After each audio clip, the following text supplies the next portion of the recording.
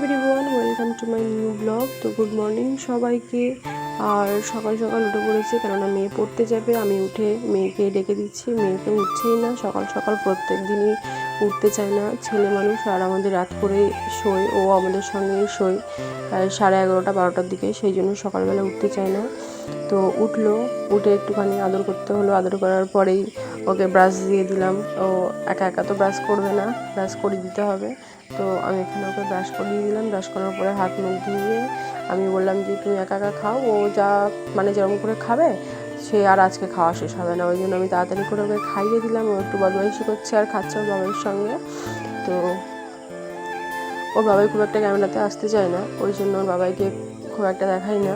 তো ওকে আমি খাইয়ে নিচ্ছি। তারপরে খাইয়ে নেওয়া হয়ে গেলেই ওকে আমি পড়তে দিয়ে আসতে যাবো।